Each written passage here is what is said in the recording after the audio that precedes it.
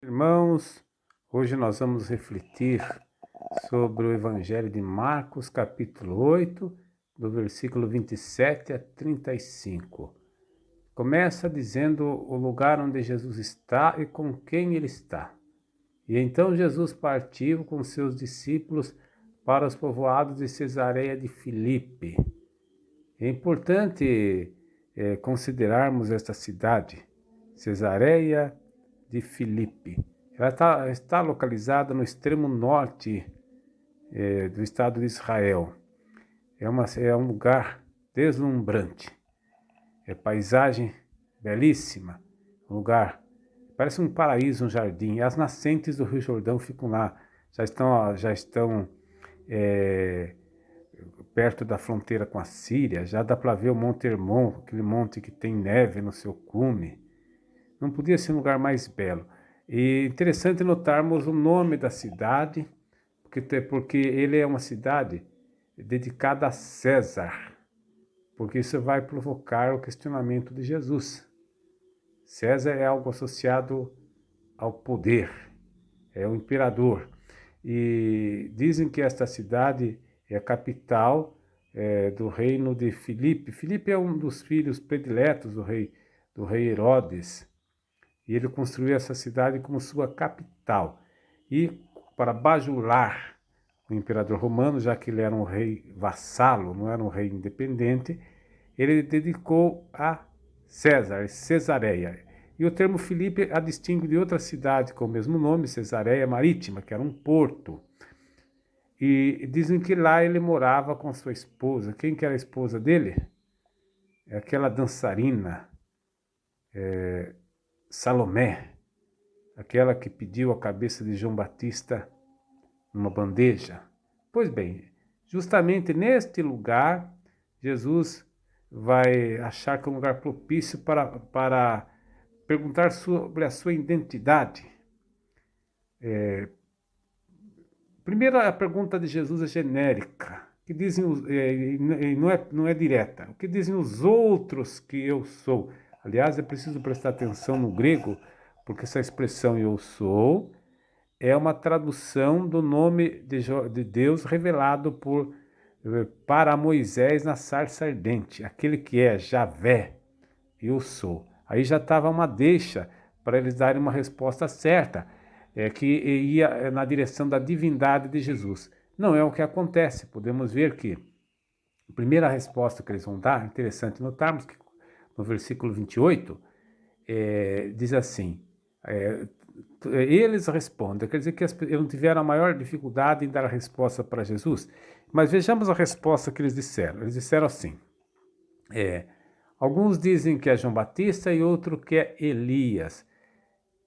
Quem são essas duas personagens do passado que eles vão associar a Jesus, identificar com Jesus? São dois grandes profetas.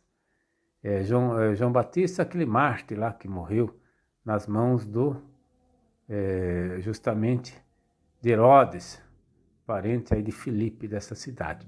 E Elias é o grande profeta que lutou com muito zelo para o culto a Deus. Agora notem só que são dois profetas rigorosos. João Batista tinha uma concepção do Messias de que o machado já está colocado na raiz da árvore e aquela que não der bom fruto será cortada. E Elias, então, é o profeta fanático que mata mais de centenas de discípulos de Baal. Então vejam só que os dois trazem ideia de um Messias rigoroso, e aquele que vai naquela linha daqueles que desejavam o dia do Senhor, interpretavam o dia do Senhor como um dia da vingança, o dia em que Deus ia tomar e pedir contas para o povo dos seus procedimentos. É algo bem diferente do que é Jesus. Jesus Cristo é o misericordioso. A resposta de fato insatisfatória, mas Jesus não comenta nada, pergunta, e vós, quem dizeis que eu sou? Agora a pergunta é direta, pergunta pessoal, Aliás, isso aqui é o ponto-chave do texto, porque se você prestar atenção, essa pergunta todos nós devemos responder. Quem é Jesus para você? E se quem não cola, se você colar, você leva nota 0 na prova, não adianta você colar a resposta de Pedro, que nós vamos ver a seguir. Você tem que dar a sua resposta. O que é Jesus não é uma pergunta teórica. Qual é a sua relação com Jesus? O que significa Jesus para você na sua vida? Bom, vamos lá. Pedro, então, é o que toma a palavra. E Pedro, por isso que Jesus gostava de Pedro, porque ele não tinha medo de arriscar, ele ousava, ele dizia, ele era sincero, embora às vezes equivocado, mas ele está no discipulado. O discípulo é aquele que está aprendendo, é o caso dele. Por exemplo, ele vai dar uma resposta que a princípio vai ser muito boa, mas depois nós vamos ver que não era bem isso que ele estava pensando, pois ele vai dizer assim para Jesus: Tu és o Cristo, no grego, né? A tradução é Messias. Essa aqui, nesse meu texto aqui já está traduzido, mas no Evangelho está lá de Marcos, ele diz que tu és o Cristo, que é o ungido. Bom, já é uma grande evolução, né? De profeta rigorista do passado, profeta moralista do passado ao Messias. Só que, veja bem, que tipo de messianismo é o de Jesus? É o que nós vamos ver a seguinte, mas antes é preciso dizer que Jesus proibiu severamente de falar a alguém que ele era o Messias. Por que essa proibição? Porque, vamos dizer assim, o pessoal, a expectativa do Messias, do povo, era outra. Não era o Messias que Jesus era, mas eles se esperavam como o descendente de Davi que ia restaurar a glória do reino de Salomão e de Davi, que ia restaurar a independência de Israel. Bom, é um rei poderoso, um nacionalista, e Jesus Cristo de fato é o Messias, servo sofredor.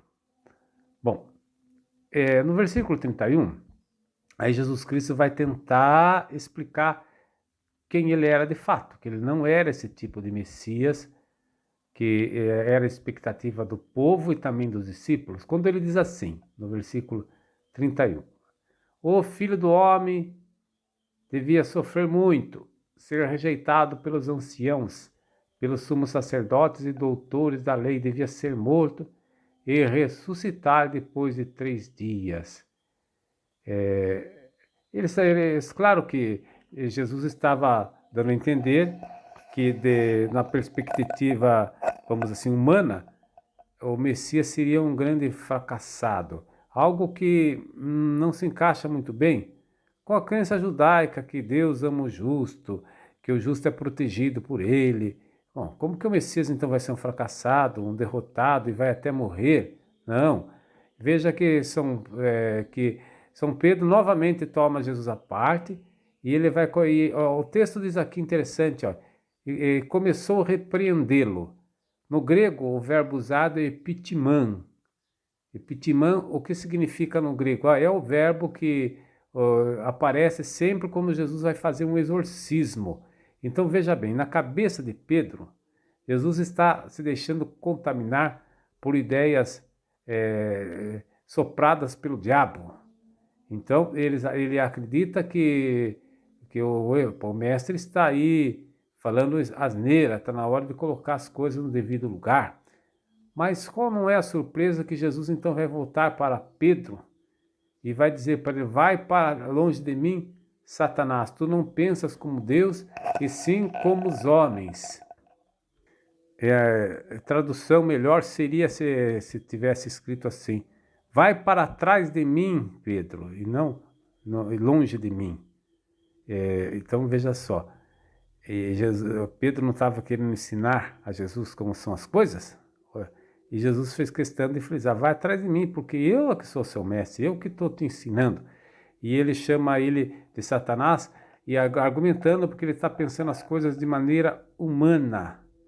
Bom, no versículo 34, nós vamos ver que Jesus então agora não se dirige só aos discípulos, mas a toda a multidão e diz assim: se alguém me quer seguir, renuncie a si mesmo, tome a sua cruz e me siga. Ora, aí vai falar então do seguimento de Jesus.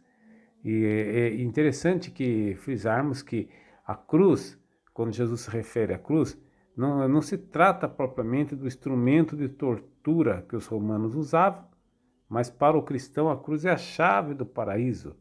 A cruz é sinal da vitória do Cristo, entendeu? Então não é quando Jesus fala renunciar a si mesmo e tomar a sua cruz, está justamente falando desse sentido de cruz como algo que é a vitória do Cristo sobre as potências malignas.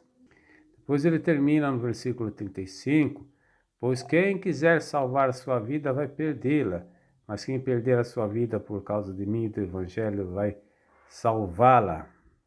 Mas as coisas são assim mesmo, parece um paradoxo, de fato é.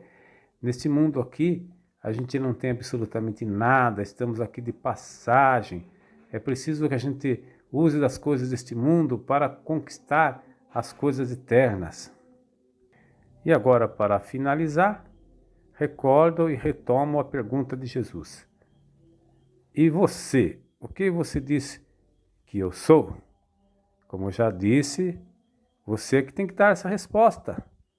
E ela vai depender da importância que Jesus dá, a relação que você vai ter com ele, e aí vai estar, de certa maneira, a condição para você chegar a uma vida nova, a ressurreição, a glória do Cristo. Amém.